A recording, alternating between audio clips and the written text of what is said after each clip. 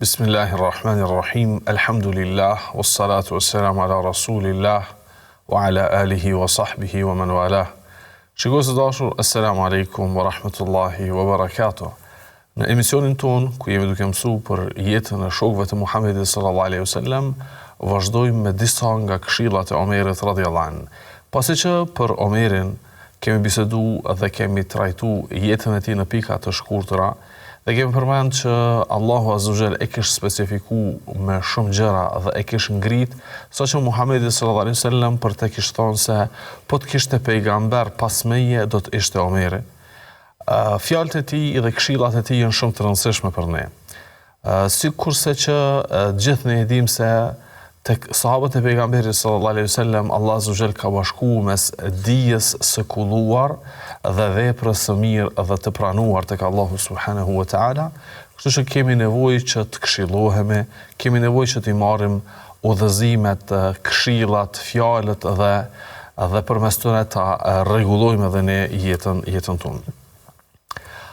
Disa nga fjalët e Omerit radhiyallahu anhu. Fillimisht Omeri radhiyallahu anhu, pasi që ka qenë një njeri i cili ka pas një inspirim nga ana e Allahut Azza wa Jall, që pejgamberi sallallahu alaihi wasallam ka treguar për të dhe ka fol dhe shumë shpesh ja ka qellu edhe shpalljes apo dhe fjalët e tij dhe këshillat e tij pejgamberi sallallahu alaihi wasallam ka treguar që janë të vërteta, apo sepse Allahu Azza wa Jall ka lidh vërtetën me zemrën dhe me gjuhën e Omerit radhiyallahu anhu, çush ka treguar pejgamberi sallallahu alaihi wasallam. Fjalët e tij dhe këshillat e tij janë të shumta dhe me të vërtetë kanë kuptime shumë të thella. Por ne do të mundohem që t'i përzgjedhim disa nga to. Janë disa që nuk te i kalohen nga fjalët e Omerit radhiyallahu anhu, qysh nga momenti kur i ka thonë ai, apo radhiyallahu anhu, kanë met si peshore dhe janë të patejkalueshme. Për këtë është fjala e tij e njohur, nahnu qaumun a'azzana Allahu bil Islam. Ne jemi një popull. Ai nuk e kish për qëllim popullin e saktuar, po e kish për qëllim ummetin e pejgamberit sallallahu alaihi wasallam, muslimanët.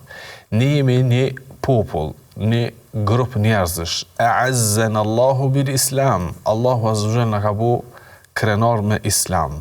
Fa mahma ibtaghayna al-izzata bighayrihi adhallana Allah. Sa herë që kërkojmë krenari dikon tjetër pos tek feja e Allahut Azza wa Jalla, Allahu do të na merrat krenarin dhe do të na jap përbuzje dhe nënshme.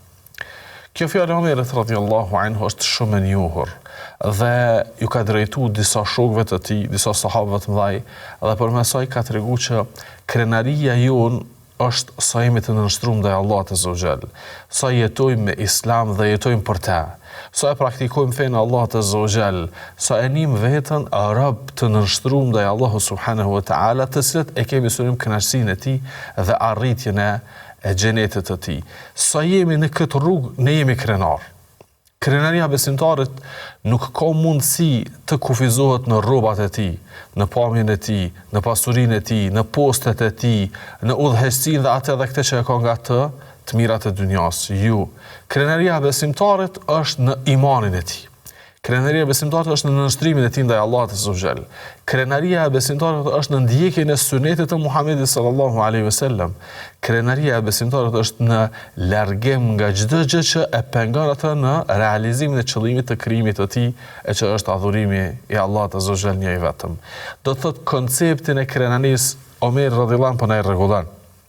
Dhe po na i kthen në ato që është origjinale.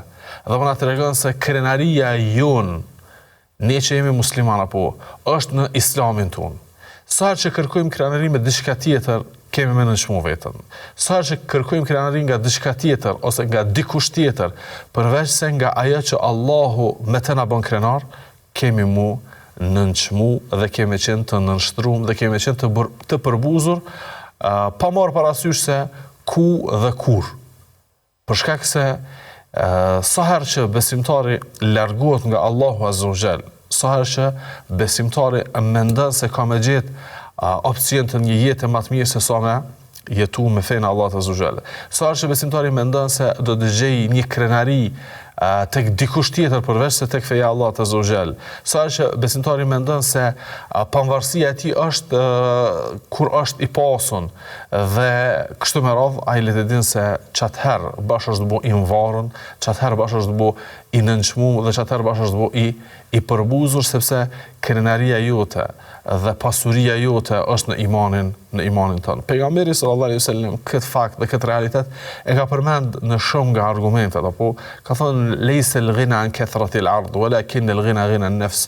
Nuk është pasuria që të ketë njëri shumë mall, të ketë njëri shumë tokë, të ketë njëri shumë do thotë thesar dhe kështu me radhë. Me të vërtet pasuria është pasuria e shpirtit. Apo e ne dimë që shpirti nuk pasurohet me asgjë tjetër vetëm se me iman. Vetëm se me nënshtrem, vetëm se me dashuri, shpresë dhe frikë nga Allahu subhanahu wa taala. Kur i ka njëri këto komponente, apo atëherë pasuria e tij është mbledhur në gjoksin e tij. Atë që dikush ka të shpërndar në sipërfaqen e tokës dhe ka breng nga humbja e saj, besimtarit ju ka tubu këtë ajo pasuri në gjoksin e tij dhe s'ka frikë që ajo ka me humb përderisa është në rrugt të Allahu subhanahu wa taala. E ne duhet shikues të dashur ta kuptojmë këtë realitet. Të jemi mirënjohës dhe falënderues ndaj Allahut azza wa jall. Themi elhamdulillah ala ni'matil islam. Elhamdulillah që Allah azza wa jall na ka begatuar me islam dhe të ndijmë krenarin e të qendrit musliman, të ndijmë krenarin e të qendrit të nënshtruar ndaj Allahut azza wa jall, të ndijmë krenarin e të qendrit i vetmi popull, i vetmi ummet, e vetmja shoqërinë sipërfaqen e tokës që jeton me dëshirën dhe me udhëzimin e Allahut. S'kan këtë sipërfaqen e tokës as kush që jeton në përputhje me atë që dëshiron Allahu, sepse dëshira e Allahut azza wa jall është e shfaqur në shpalljen e tij, në Kur'an dhe në ndjekjen e pejgamberit sallallahu alaihi wasallam. Kush janë ata që jetojnë me shpallje? Kush janë ata që organizojnë jetën me shëmbulltyrën e pejgamberit? Kush janë ata të cilët synim në ushqimin e tëne, në veshmbathjen e tëne, në adhurimet e tëne, në të gjitha gjërat që i bëjnë në jetën e tëne, e kanë Allahun? A ka dikush që ka synim përmes çdo gjëje të adhurojë Allahun? Jo, përveç besimtarit. Për këtë shkak të dimë se krenaria jonë është kur jemi rob të nënshtruar ndaj Allahu subhanahu wa taala. Allahu thot: "Felillahi al-izzatu wa li rasulihi wa lil mu'minin." E tërë krenaria e të konë Allahut, pastaj të dërguarit, pastaj besimtarëve. Kush ka krenari? Krenari ka ai që e ndjek pejgamberin i cili ka qenë krenar, që burimi krenarisë tij është nga Allahu subhanahu wa taala. Kështu që edhe ne jemi krenar kur e praktikojmë fenë. Dhe çatë moment që largohemi, do të largohemi nga krenaria, do të largohemi nga ngritja dhe nga pozita e lartë që Allah azza wa jall i ka besimtarëve. Dhe kundërta, sa herë kërkojmë në diçka tjetër krenari, Allahu azza wa jall ka më na nënçmu, ka më na përbuz, sepse jemi largu nga burimi i krenarisë e që është shpallja feja Allahu subhanahu wa taala. Gjithashtu nga fjalët e Omerit radhiyallahu anhu që kanë lënë gjurmë, është fjala e tij: hasibu anfusakum qabla an tuhasabu wazinu a'malakum qabla an tuzanu wa tahayya'u lil 'ard al akbar. Ka thënë, llogarit në veten, merreni veten në llogari para se të mirreni dhe peshojini veprat e juaja para se të peshohen ato dhe përgatituni për ditën e madhe kur do të shfaqeni dhe do të dilni para Allahut azza wa jall, e që është dita e gjykimit. Omeri radhiyallahu anhu me këtë fjalë që thonë e goditi atë të vërtetën absolute e cila është se ne kemi gjithsesi një ditë që do të llogaritemi për çdo gjë që e kemi vepruar dhe për çdo gjë që nuk e kemi vepruar dhe është dashur ta veprojmë. Për çdo fjalë që e kemi thënë dhe për çdo fjalë që se kemi thënë e ish dashur ta themi. Dhe pastaj ka me ardhë momenti pas asaj llogarie në peshore. Dhe ka mu vendosë çdo gjë e që Allahu azza wa jalla thotë: "Wa in kana mithqala habatin min khardalin atayna biha wa kafa bina hasibin." E atë ditë kur do të peshohet robi, edhe nëse një vepër e tij e vogël sa një kokër meli ekziston dikon, kena me sjell për Allah Azza wa Jall. E mirë qoftë ajo apo e keqe, sepse mjafton që ne do të llogarisim ditën e gjykimit. E ai i cili e din se Allahu ka më të marrë në llogari dhe nuk ka shpëtim nga ajo ditë, dhe Allah Azza wa Jall ka me t'i peshu veprat e tua, dhe s'ka mundësi mashtrimin atë peshore, sepse është peshorja më e drejtë, më absolute që ekziston apo, atëherë të përgatitemi për atë ditë dhe të mos e mashtrojmë veten. Të mos e mashtrojmë veten me shpresa të rreme, të mos e mashtrojmë veten duke ndërruar në një falje që nuk e meritojmë. Të mos e mashtrojmë veten duke inicu kinse një teube të rreme që nuk e ndërprim lidhjen tonë me mëkatin. Ne të gjithë e dim se Allahu Azza wa Jall ka më në llogarit ditën e gjykimit. Gjithë njerëzit pas vdekjes do të ringjallën dhe do të qëndrojnë para Allahu subhanahu wa ta'ala. Dhe ajo ditë është dita e llogaridhënies. Atë ditë Allahu Azza wa Jall i llogarit krejt krijesat e tij me një llogari të shpejtë, e që e shpejtë është në relacion me atë, ndërsa për ne ajo ditë është 50.000 vite, siç ka treguar Allahu Azza wa Jall në Kur'an. Dhe askush nuk ka mundësi të fsheh asgjë. S'ka mundësi atë ditë të ndryshoj asgjë. Çdo gjë që është shënuar në jetën e kësaj bote, çdo gjë që është vepruar në jetën e kësaj bote, çdo gjë që njerëzit e kanë dërguar para tyne në ahiret, atje do ta gjej. Pa marrë parasysh se sa ka jetu njeri, shkurt apo gjatë, ka vepru mirë apo keq, të gjitha ka me gjithë para Allahu subhanahu wa ta'ala. Pejgamberi sallallahu alaihi wasallam përshkruan thot, robin ditën e gjykimit yanzuru aymana minhu fala yara illa ma qaddam, fa yanzur ash'ama minhu fala yara illa ma qaddam.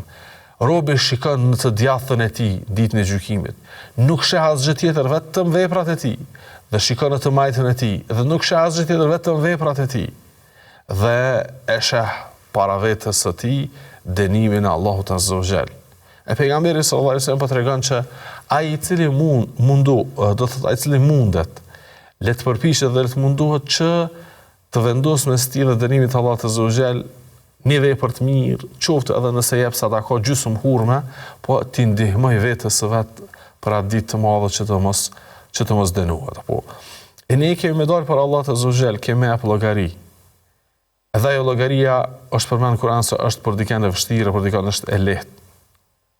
Atëherë ta marrim vetëm llogarinë këtë botë para se të miremi llogari. Çush ta marrim vetëm llogari konkretisht?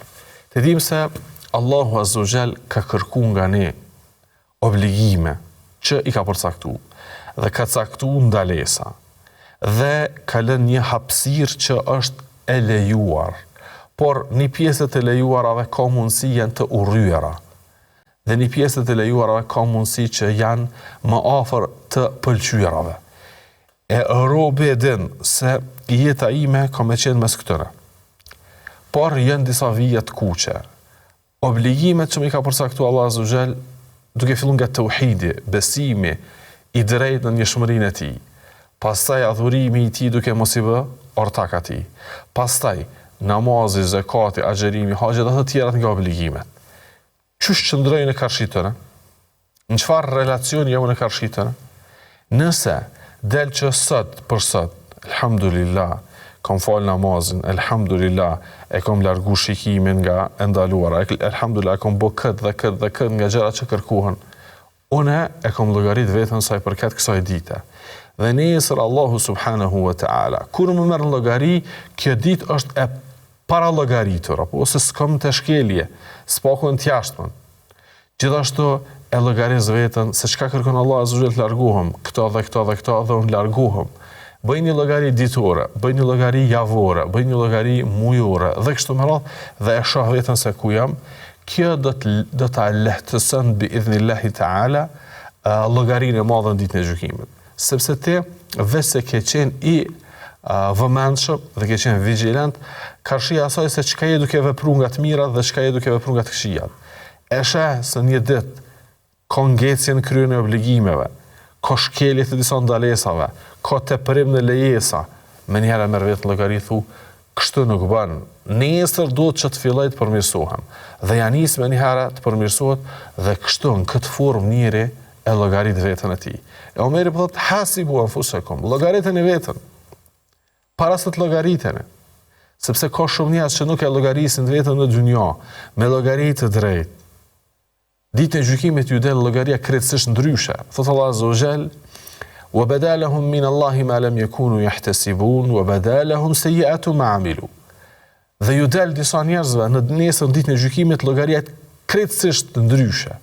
Llogaria krejtësisht ndryshe nga ajo që e kanë paramenduar dhe që e kanë prit. Wa badalahum sayyi'atu ma 'amilu. Ju shfaqen në ditë të këqija që i kanë vepruar. Sepse nuk e ka llogarit veten e tij mes atyre që u përmendën nga të mirat, obligimet që duhet kryhen dhe të këqijat mëkate që duhet braktisën. E duhet që robi ta llogarisë veten, që t'ja lehtësoj vetes së tij llogarinë nesër në ditën e gjykimit. Dhe mbi bazë të kësaj llogarie vendoset edhe peshorja. Ajo peshore është që matën të mirat dhe të këqijat. Mbi bazë të rezultatit se cila do të peshojë më rënd, do të jetë edhe destinacioni i robit. Nëse ka të mira më shumë që peshojnë rënd, shkon në xhenet. Nëse ka të këqija që peshojnë më rënd, shkon robi në zjarr xhenemit. E nëse barazohen, sprovohet me ato që është ashabul a'raf që përmendet në Kur'an. Do thotë as nuk futet njerë në xhenet, as në xhenem, derisa të sprovohet që t'i sheh xhenemli duke vuajtur, pastaj Allah Azza wa Jalla i mëshiron dhe i çon në xhenet. Por megjithatë, ne jemi duke përmendur se duhet që t'i llogarisim dhe t'i peshojmë veprat tona. Do thotë të miremi dhe të këshyrim se në këtë peshorën tonë, a jemi duke vendosur sinqeritet në veprat tona? A jemi duke kry punë duke synu kënaqësinë Allahut Azza wa Jall? A jemi duke kry punë pasi që e kam qëllimin punë e mira që i bëjmë, po pasi që çashtu kërkohet, çashtu janë të punu të tjerët?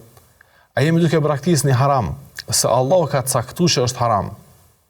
Apo nuk po mëj me kry këtë mëkat, marrë është, tërpë është, nuk janë rrethanat, nuk përkën me traditën e familjes tëm dhe kështu me radhë dhe e braktisë? Jo besimtari, çdo gjë që e braktis me niyet për Allahun Azza wa Jall. Dhe çdo gjë që e vepron me niyet për hir të Allahut Azza wa Jall. A e din që besimtari e rëndon peshorën e veprave të tija të mira me braktisjen e mëkateve? Do thotë peshohet edhe braktisja. E qysh? Po Allahu Azza wa Jall e ka caktuar këtë ndalesë. Për shembull, ka thonë mos u afroni në prostitucion, mos u afroni në lidhje jashtë kurorës.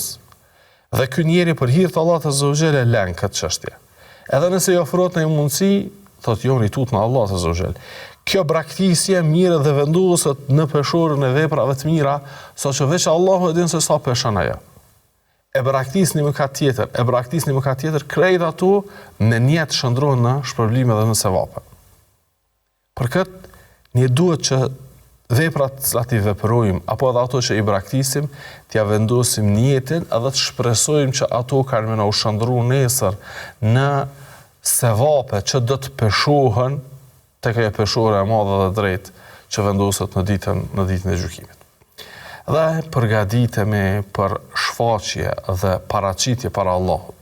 Po thotë wa tahayyu lil 'ardi al-akbar, dhe përgatituni për atë ditën e madhe kur do të shfaqeni, do të paraqiteni para Allahut Azza wa Jall. A ka kush që do t'i ik asaj dite? Jo, edhe nëse njëri digjet, kallët dhe bët hi dhe pluhën, Allah Azza wa Jall do të rinjallë dhe do të del para tij. Edhe nëse e marrin, edhe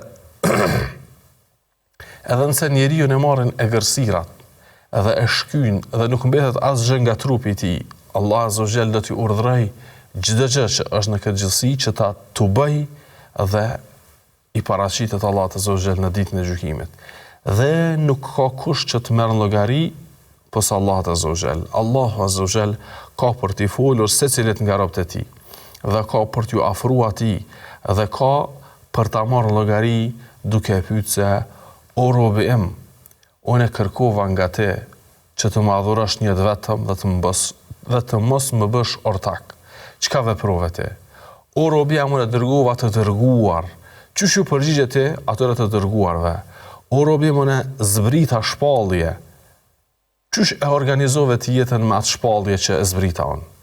Dhe në bazë të përgjigjeve të tij, e që atë ditë përgjigja nuk është vetëm me gjuhë, por është edhe me gjymtyrë, siç tregon Allah azza wa jall, flet dora dhe flet këmba dhe flet syri dhe flet lëkura e njeriut dëshmon për apo kundër tij. Allah azza wa jall këtë fakt dhe këtë realitet e përmend në disa vende në Kur'an, sigurisht në surën Yasin apo në surën Fussilet, që do të flas çdo gjë që të jetë dëshmitar për apo kundër robit, për veten tënde apo kundër vetes sate. Për këtë ne duhet që të përgatitem për atë ditë që do dalim para Allahut azza wa jall, e që Allahu azza wa jall për me tregu realitetin e asaj dite, thot: "Kul i wa rabbi", thuaj pasha Zotin tëm, "innehu lahaq", ajo është e vërtetë.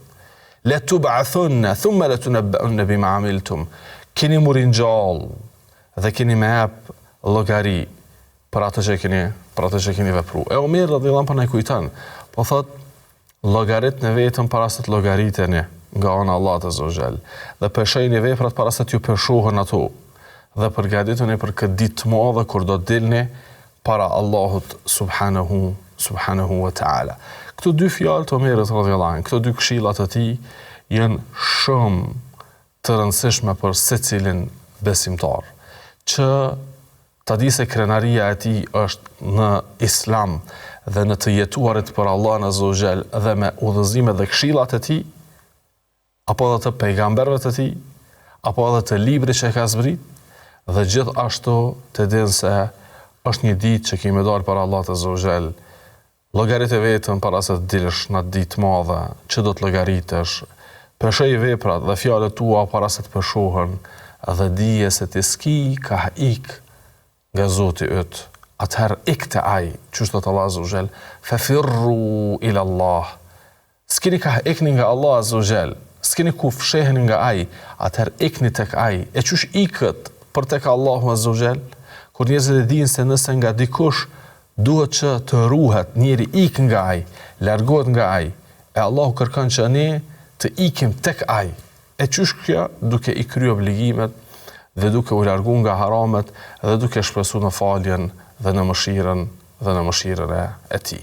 Shikues të dashur, pas një pauze vazhdojmë edhe me disa nga këshillat e Omerit radhiyallahu anhu wa ardah.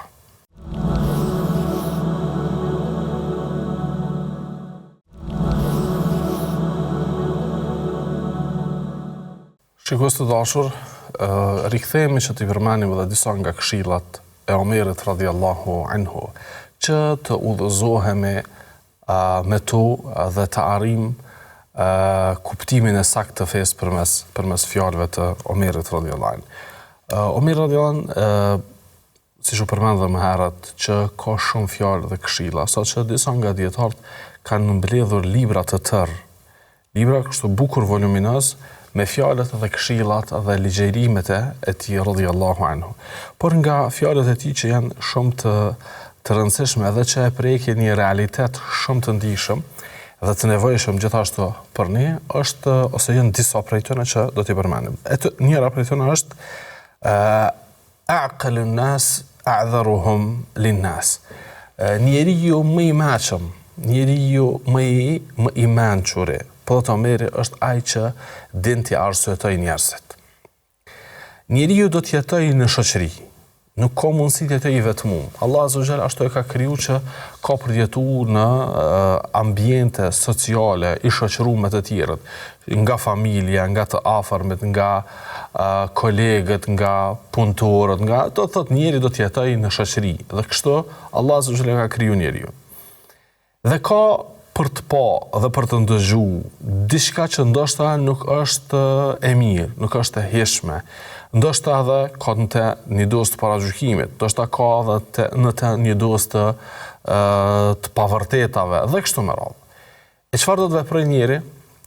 Secilit t'i ri mbi kokë duke thënë se ti je kështu, ti po vepron kështu, ti nuk po e thu drejtën, ti je duke mashtru ti. Nëse qëndron njeri në këtë formë, nuk do të mbetet askush që e dën atë, dhe ai nuk do të jetë i pranuar në shoqëri. Por njeriu duhet që t'i arsyetoj njerëzit. Ndoshta nuk e ka për qëllim këtë, ndoshta gaboj këtu, ama nuk e ka gabimin e qëllimshëm. Ndoshta ka një arsye që unë nuk e di. Ndoshta që do të munduhet t'i arsyetoj njerëzit, përderisa është i detyruar t'i jetoj me ta dhe nuk ka mundësi të shkoqitet nga rrethi apo.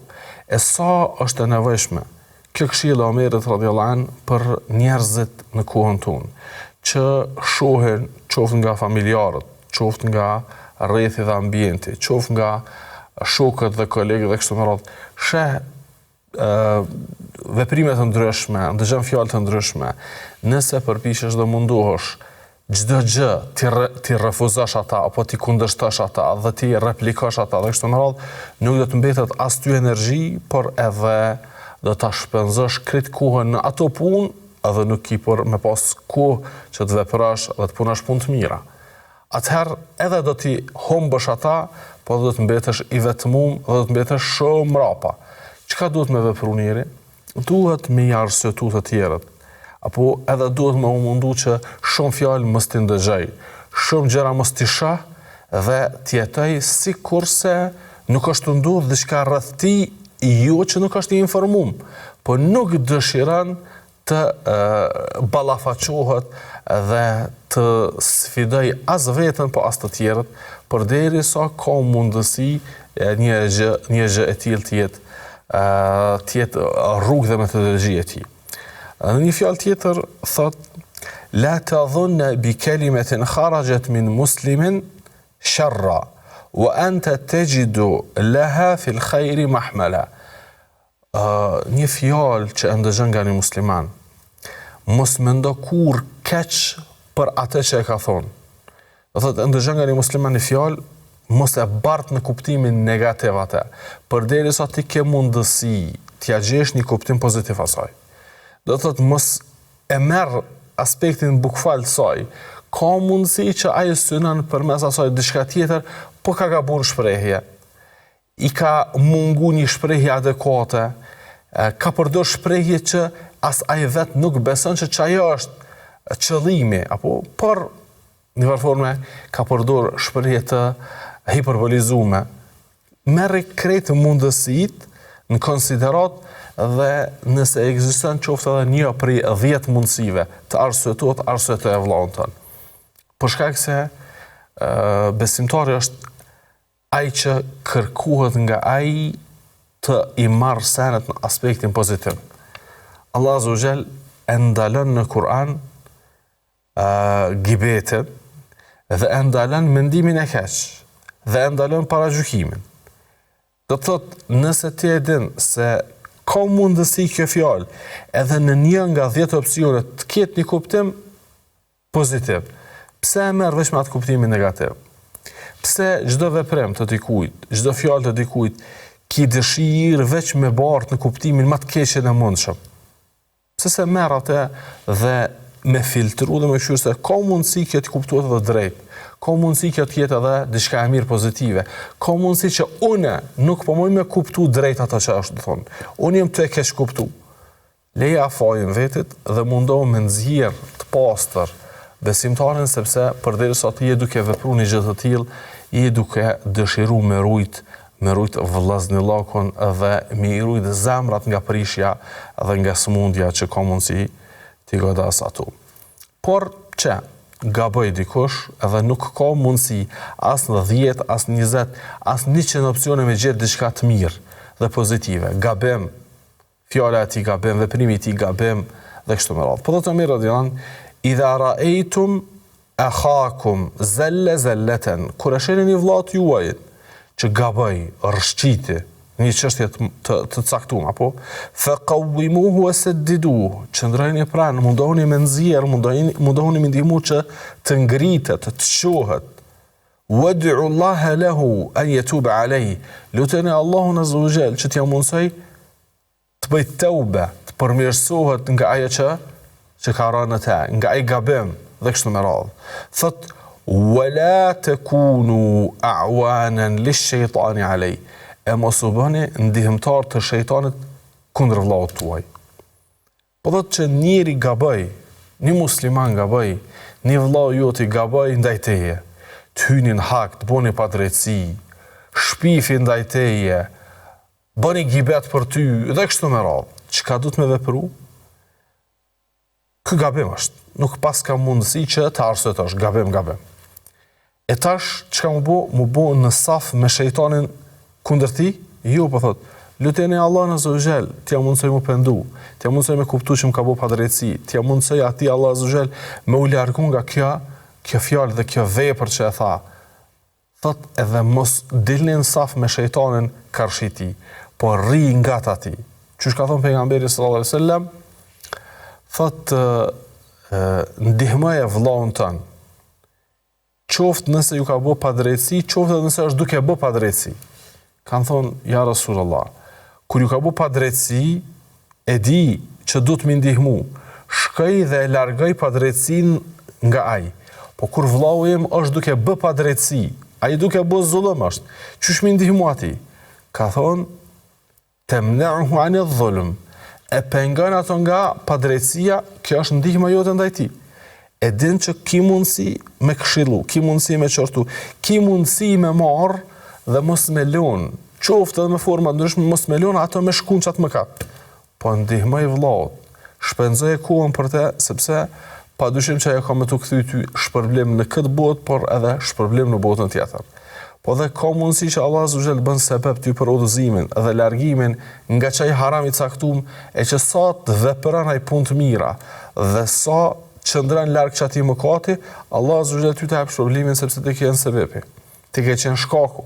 Për këtë shkak, Omer radhiyallahu anhu ke shumë kujdes të veçantë për ato lidhjet vllazërore që i kanë muslimanët me zveti, apo për atë lidhjen e shoqërisë me zveti, që muslimanët, shoqëria me zveti të jetë e shëndosh, të kenë raporte të mira, të mos kenë do të thotë probleme të cilat shkaktojnë përçarjen e shoqërisë nga brenda. E muslimani është vllau i muslimanit dhe nuk ja don të keqen dhe mendon për të mirë dhe e ndihmon atë dhe e mbulon atë në raste kur ka mundësi të bëj mëkate dhe i ndihmon atij që të largohet dhe të shpëtojë nga mëkatet e nuk e ndihmon atë që të fundoset në mëkate, apo e nuk e ndihmon atë që të fundoset në mëkate. Këto ishin disa nga fjalët e Omerit radhiyallahu anhu me këtë tematikë dhe këtë përmbajtje. Ndërsa Omer radhiyallahu anhu kishte edhe disa fjalë tjera, prej tyre Omer radhiyallahu nuk e donte një njeri i cili nuk punonte. Një njeri i cili qëndron pa punë. Qoftë nëse ai e përdor si pretekst që po jam në zonën me ibadet, i angazhuar me xhami, s'po kam kohë për punë, Omeri nuk i donte ata. Dhe përkundrazi, që ato momente që vrente se dikush po e përdor këtë si pretekst që të mos punoj, se unë po rinë xhami nuk i dënte këta të tillë, apo dhe pyeste për djemtri, thoshte po më duket që është djalë i mirë, a është i angazhuar në një punë? I thonin jo, thot friksohej për te, edhe friksohej nga ai, sepse ai që është i pa punë, apo ai që nuk ka angazhim, edhe nëse thot jam të mirë me ibadet, shumë lehtë bëhet do thot mjet i sprovave dhe i fitneve, bëhet do thot që shtojnë në dorë, bjene në dorën e njerëzve që kanë mundësi e manipulojnë dhe e keq përdorin atë. Por disa nga njerëzit kishin arsyetime se me çka me u mirë dhe me çka me punu. Omer radhiyallahu anhu kishte thënë në një prej fjalëve të tij, meksebun fihi ba'du ad-daniyya khairun min meseletin nas. Një njeri që punon një punë të caktuar, e që ndoshta nuk është shumë e ngritur ajo punë, ndoshta është edhe punë e olt, ndoshta është edhe punë që në te ka një dos të do thotë përbuzjes dhe nënçmimit apo të vetës së vet, thotë është shumë më e mirë dhe më e dobishme se sa të kërkoj njëri edhe ta zgjas dorën në ndihmë nga dikush e të presë se ai jep apo nuk jep. Ma mirë punoj një punë që ndoshta nuk është shumë e ngritur dhe ndoshta nuk është shumë e pastër në atë aspektin e fizik apo ma mirë punoj çat punë, pastra, ma mirë baj dhe kështu me radhë, po e fiton me nder se sa të qëndrosh edhe pastaj të kërkosh nga njerëzit të ndihmojnë apo ta zgjasin dorën sepse këtë ka nënçmim dhe përbuzje të krenarisë së besimtarit. E besimtarit duhet me rujt krenarinë e vet dhe mos me nënçmu vetën e tij duke e shtri dorën tek të tjerët. Po e përmbyll edhe me një fjalë të tij edhe një po them kushtimisht një shpresë që e mbante në jetë Omerin. Omeri radhiyallahu anhu ndroi jetë shkoi tek Allah azza wa jall si shahid në moshën 63 vjeçare.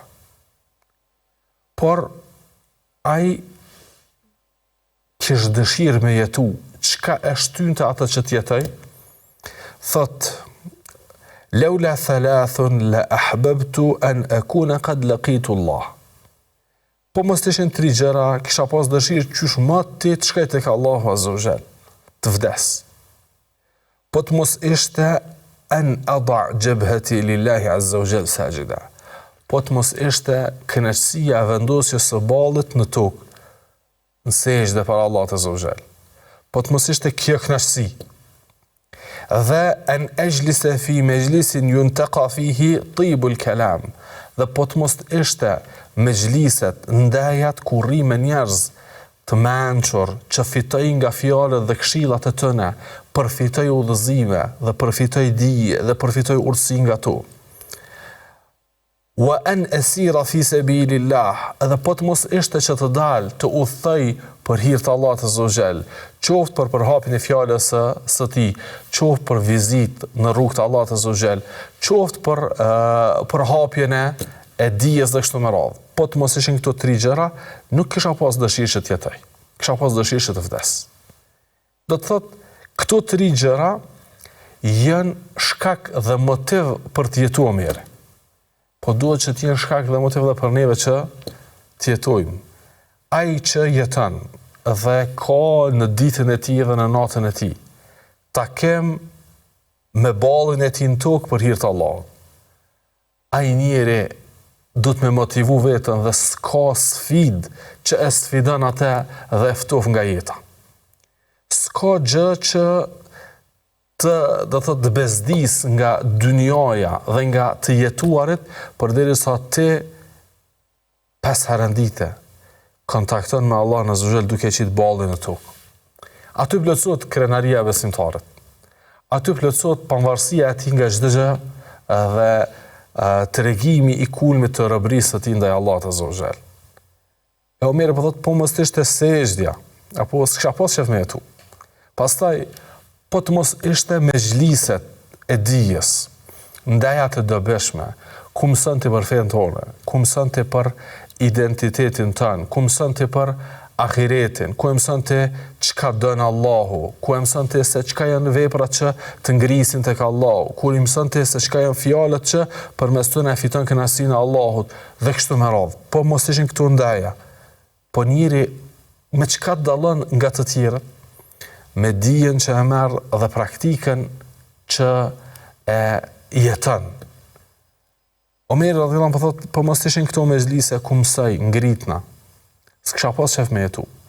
Besimtar, musliman, i cili nuk shkon nëpër ligjërata, nuk shkon nëpër derse, nuk shkon nëpër vende ku ka këshilla të dobishme për te, qysh me jetu në dynja i mirë dhe qysh me shku tek Allah azza wa jall si i mirë.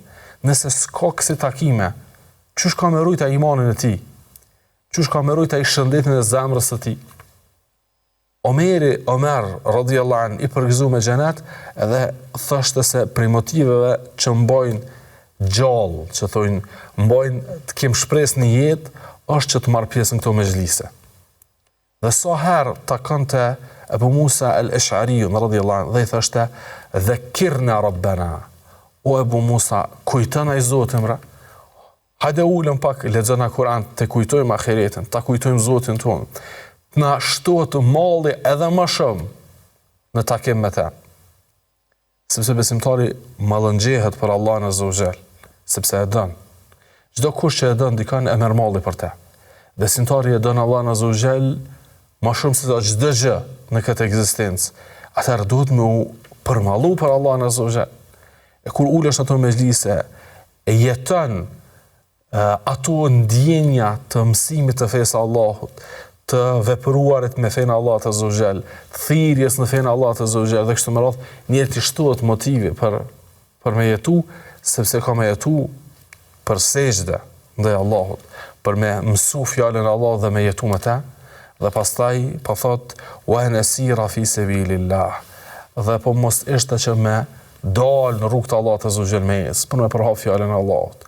Dikujt m'ja kallëzu çka është Islami, dhe çka është tauhidi, dhe çka është suneti. Dikujt tjetër më kallëzu sa është shëmtueshmëria e shirkut, dhe shëmtueshmëria e mëkateve, shëmtueshmëria e bidateve. Dikujt tjetër me marr dhe me tregu se kënaqësia jote është në namaz. Dikujt tjetër marr me tregu se qetësimi i shpirtit tënd dhe largimi i stresit, depresionit dhe kësaj gjendje të zënje është tek përmendja e Allahut. Dhe kështu me radhë. Po mos ishte që ky motiv s'kisha jetu. Besimtarët me jetu me këtë motiv, me adhuru Allahun e Zogjel, me sejdë, me marrë dije të dobishme dhe me praktiku atë dhe me kumtu, me përcjell atë tek të tjerët. Që do thotë me qenë i dobishëm për veten e tij dhe me qenë i dobishëm për të tjerët. Dhe këtë ka treguar pejgamberi sallallahu alajhi wasallam se është standardi i njerit të mirë që e don Allah apo.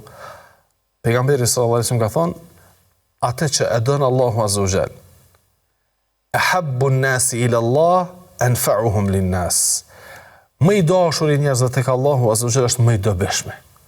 Ai që është i dobishëm për veten e tij, pastaj për të tjerët, kjo është nga të dashurit e Allahu subhanahu wa taala. E Omeri i përmbledhi këto duke folur në veten e tij të parë se sejdja dhe dija dobishme, mezhliset e hajrit dhe përhapja e fesë Allahut azza wa jall janë shkak dhe motiv që më mbajnë në jetë. Këto ishin disa nga fjalët dhe nga këshillat e Omerit radhiyallahu anhu. Allah azza wa jall na bëf dobi nga ato që i tham dhe i mësuam, dhe të na mundsoj që të i praktikojmë ato dhe të ngritemi tek Allahu azza wa jall përmes këtyre këshillave. Me kaq që përfundoj, wa sallallahu wa sallam ala nabiyina Muhammad wa ala alihi wa sahbihi wa sallam.